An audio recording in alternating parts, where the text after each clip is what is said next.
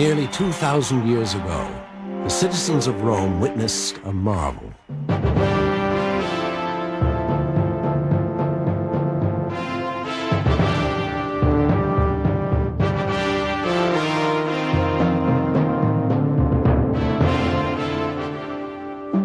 Here on the site where Emperor Nero had built a lavish palace with an artificial lake, a new emperor, Vespasian, sought to leave his mark, not with a grand villa for his own pleasure, nor with a temple to appease the gods, but with an immense palace for the public, an amphitheater to house the games, contests, and rituals that had become the most important public assemblies in the capital.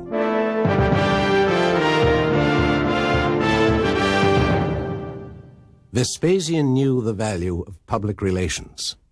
When he came to power in the year 69 AD, he inherited a city in shambles. A great fire had destroyed much of Rome 4 years earlier. The corrupt Nero, among others, had recklessly exhausted the treasury, and the Roman Senate was split into hostile camps after 2 years of civil war. Vespasian soon announced a new plan. He would drain Nero's artificial lake and build an enormous public amphitheater, the largest ever attempted. He dubbed it the Flavian Amphitheater, after his own family name.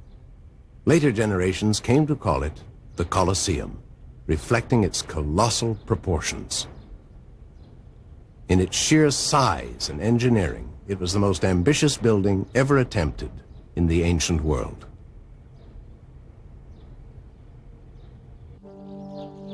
Huge limestone blocks were hauled by slaves to build an ellipse of monumental dimensions, 1/3 of a mile in circumference, covering 6 acres and rising 16 stories high.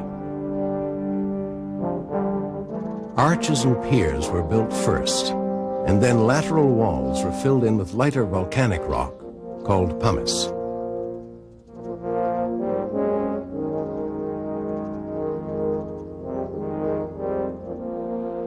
With room for some 50,000 spectators, the Colosseum is practically the size of the Houston Astrodome. Today's stadium builders still rely on the ingenious system of entrances and passageways first attempted here.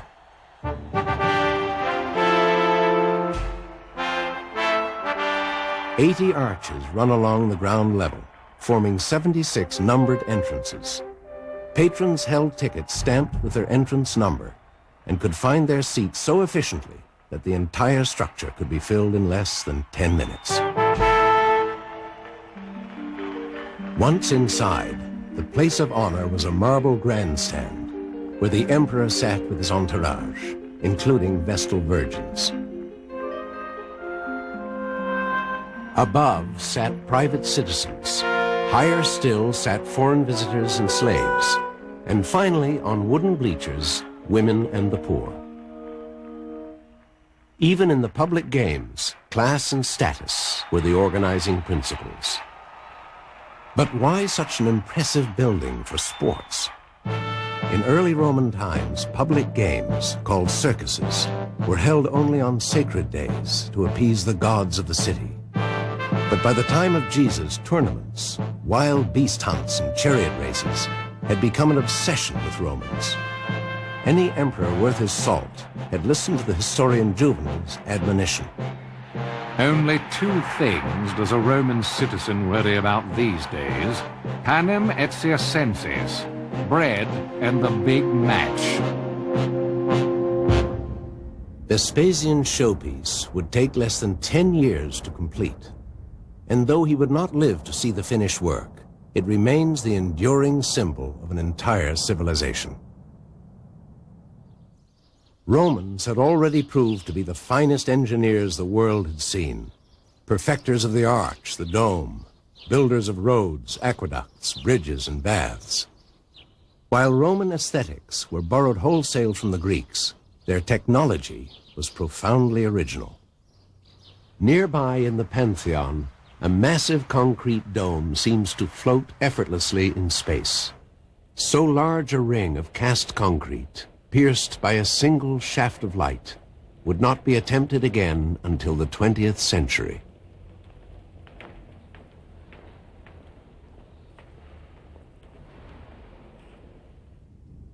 Yet it is the Colosseum that has proved to be Rome's greatest architectural legacy, even though what went on inside was as grisly as the building was magnificent.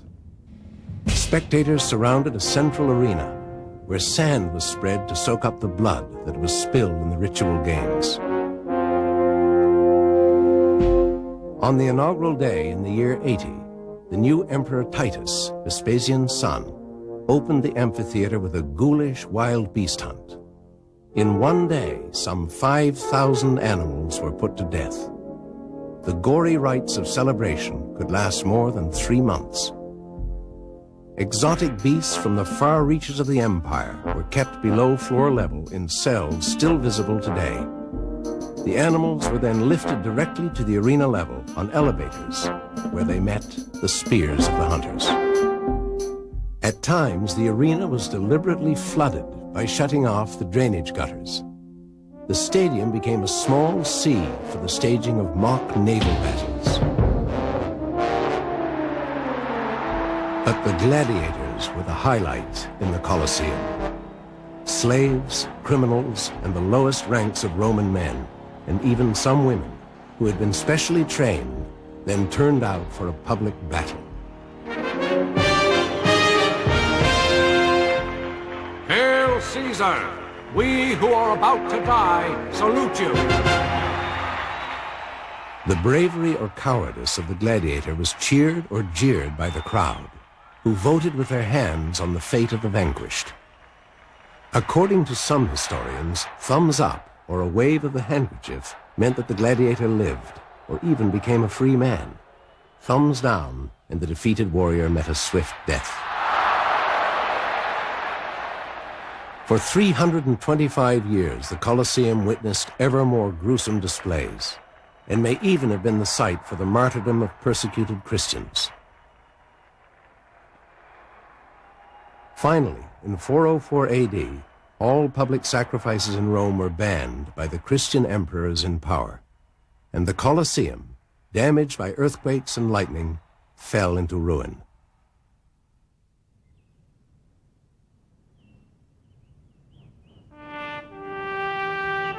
Over the centuries, the Colosseum became a marble quarry, looted by the would-be Caesars of each new age.